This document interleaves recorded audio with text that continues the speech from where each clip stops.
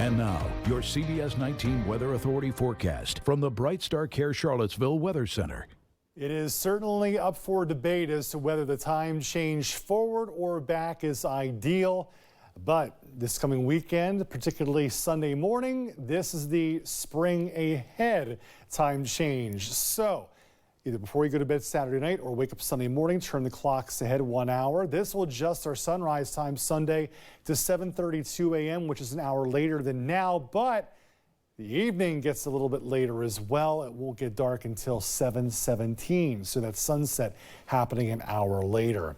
Showers on the approach now. Light to moderate showers around Albemarle County and Charlottesville, with more on the way, becoming more widespread after midnight. Periods of rain heavy at times, tapering off around 7-8 p.m.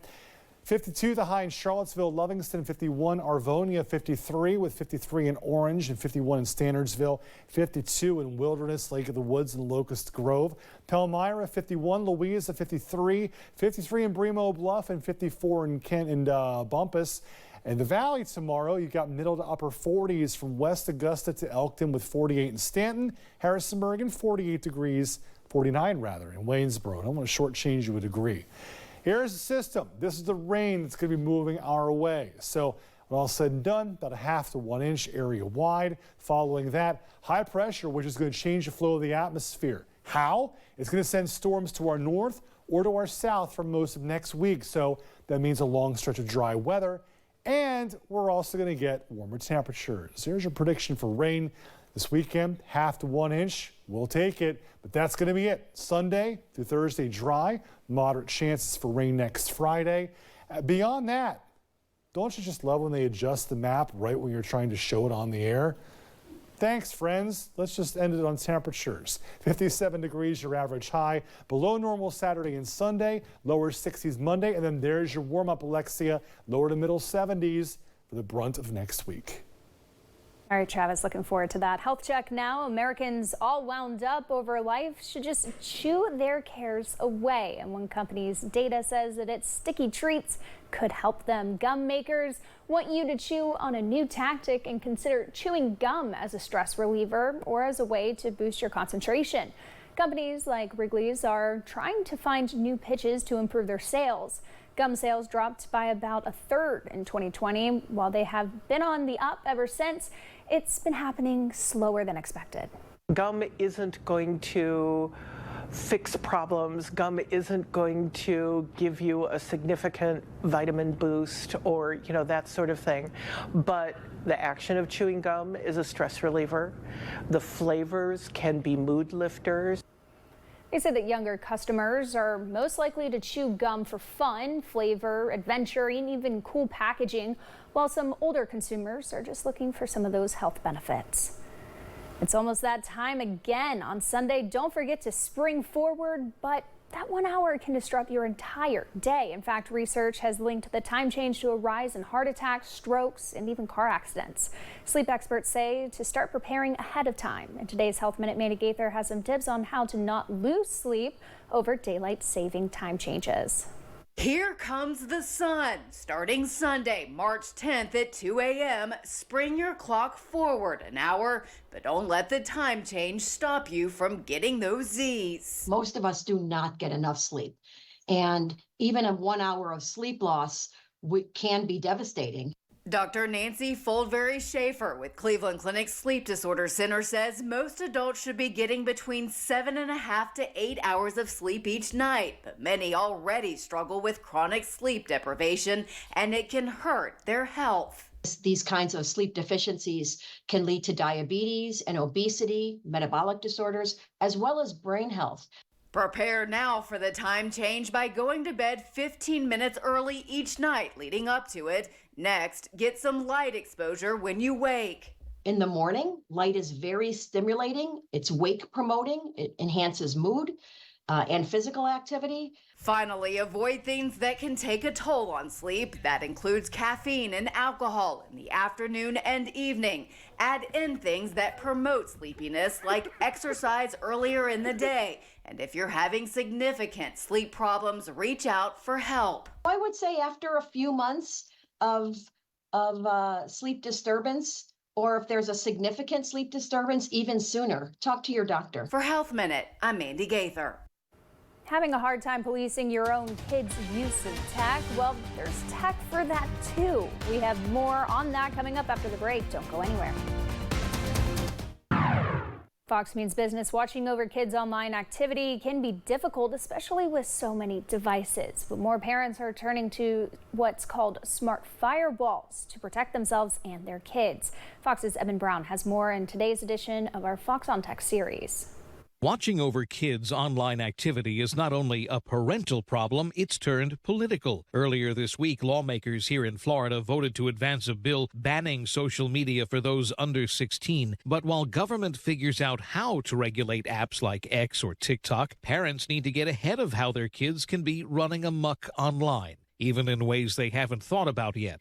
Rules work today may not work tomorrow. So there's new apps coming up, new website coming up. And your kids are getting smarter and smarter and smarter. That's where Firewalla comes in. It bills itself as a smart firewall sitting between your internet provider and your devices, not only protecting you from hackers, but allowing you to control your kids' internet access, no matter which device they use on your home network. When they start doing something, we know that too, right? By knowing what's happening, we put the control on it, right? And this is done all over your network. But it's still not clear how quickly lawmakers will move towards regulation on the national level, so Firewalla is focused on being, quote, future-proof, giving parents more flexibility as they wait for the law to catch up with the technology. While this regulation is building up, I think parents should take matter into our own hands, right? And this is with technology. Now, the market for this technology is growing fast. They expect it to be worth more than $3 billion by the end of the decade. In Miami, Evan Brown, Fox News.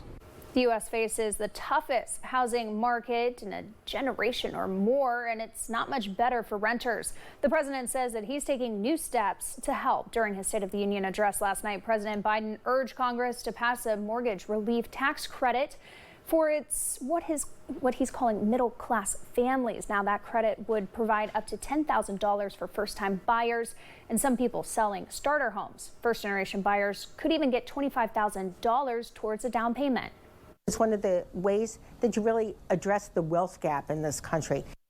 Critics are asking how Biden would pay for the credits. Others argue that it could backfire by spurring demand and increasing home prices. But Biden, he's asking Congress to pay another measure to boost supply. It's to renovate or build more than 2 million affordable homes. For renters, Biden says that federal agencies are cracking down on corporate landlords. Well, in Hollywood Nation now, from the animated adventure Kung Fu Panda 4 in theaters to the comedy Ricky Stinky and more, we have a look at this week's new releases with Fox's Ashley Dvorkin.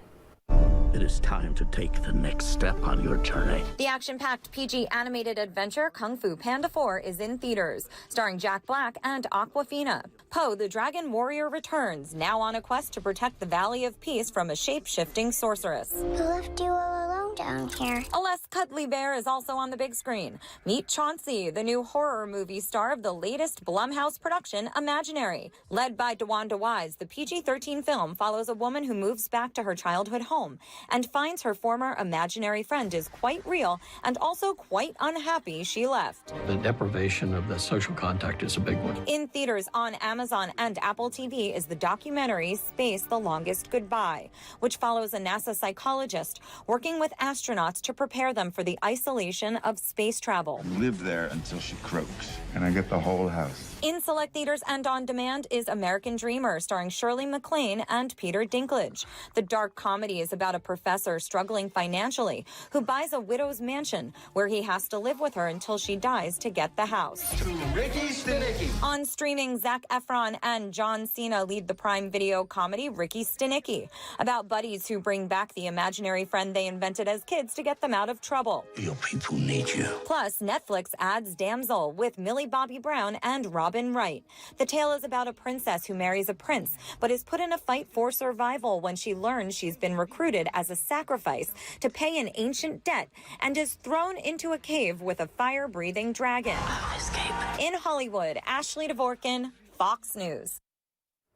The Japanese manga artist who created the extremely popular and influential Dragon Ball series has died of a brain condition. Erika Toriyama passed away last week at age 68. Now, he was the mind behind the fantasy material and martial arts franchise featuring Son Goku.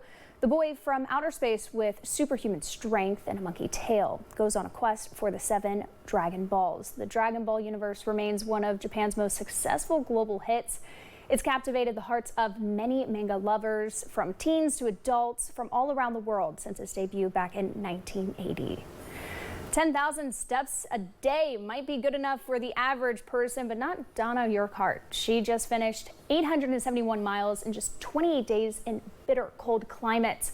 The Australian is an ultra-marathon runner and a self-described pain scientist who just set the new Guinness World Record for the longest polar ultra-marathon pending ratification. Now, she ran 30 miles per day in below zero temperatures and gusty winds during her quest, which she calls Run Antarctica.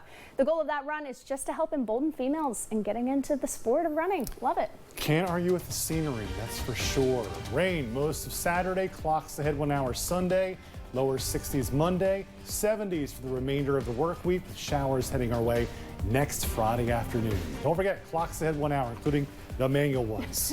Good reminder for sure. And thank you so much for joining us tonight. We'll see you back here again next week. Have a good one.